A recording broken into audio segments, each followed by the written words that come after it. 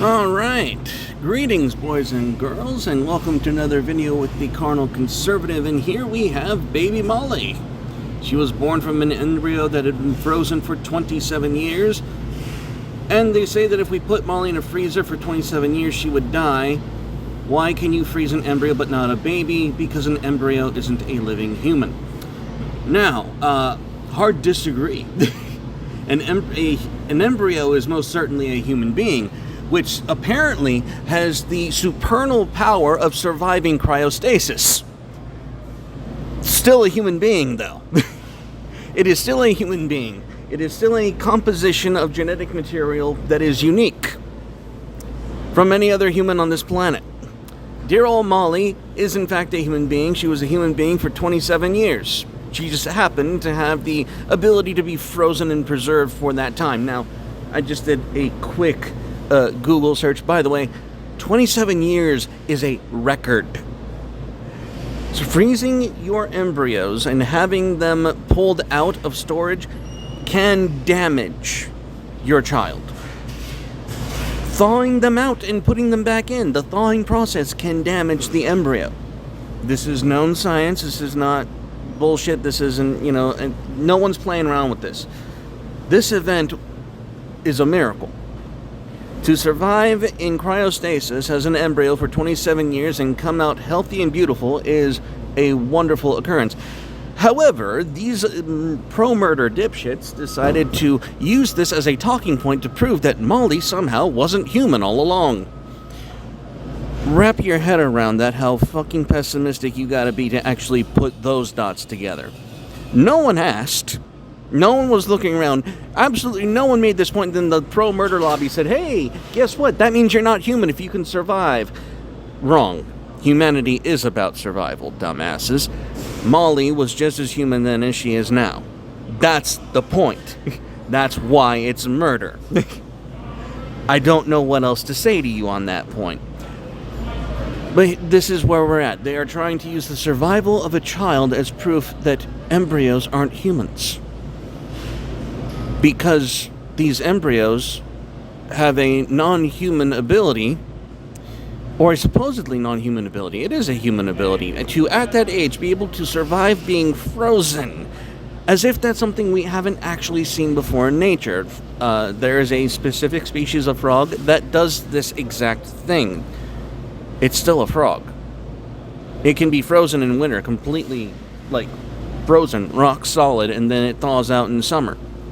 Now, the process for de-thawing Molly was a bit more delicate, to be very generous. This was a far more delicate procedure that allowed Molly to see the light of day. But Molly's still human. And if she had been killed, it would have still been murder. There's nothing controversial about these statements whatsoever. So, the pro-murder lobby was BTFO'd by a child who survived 27 years in cryostasis. My God, that is an accomplishment.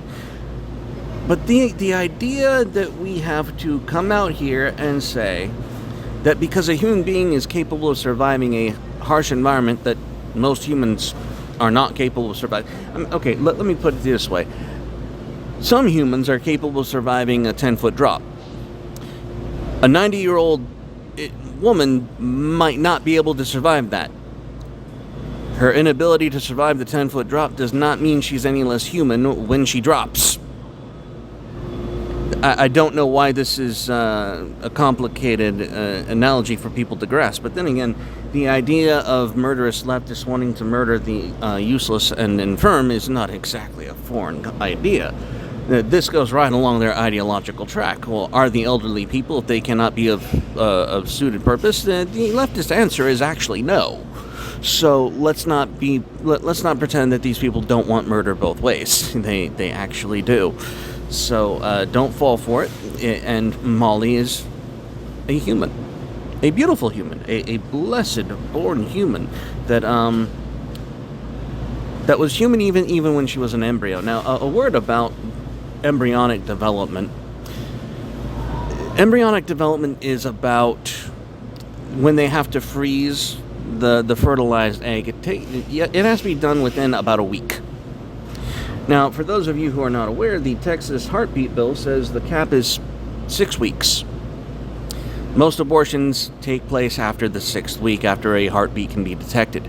So, does Molly's survival and existence and reality have any bearing on the actual majority of abortions that are going to be performed?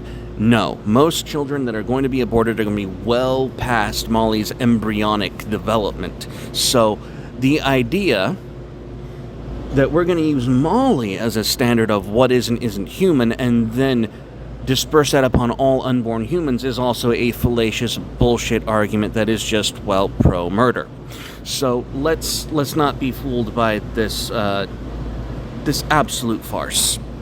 Molly is and was human those entire 27 years. Is she aged as a human? No. But she was still a unique and genetic human individual that had no other fate than to become a human being. That's a fact.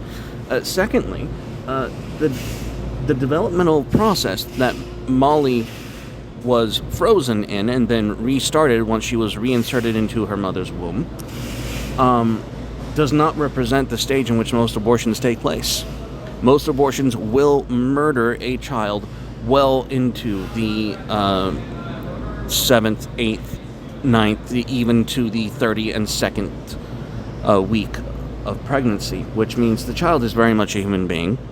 At that point, they have heartbeats, they have toes, they have fingerprints, they have everything that would make you and I human. The idea that we can use the formation of an embryo as a sort of cutoff time based on an arbitrary trait that an embryo possesses to survive cryostasis.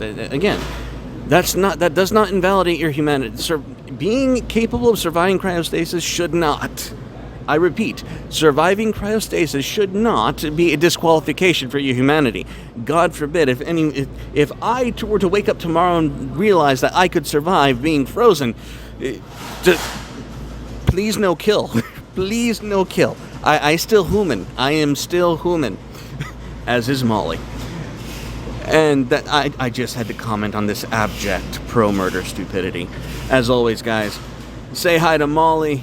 She's alive, she's well, and stay carnal, and God bless everyone. Bye-bye.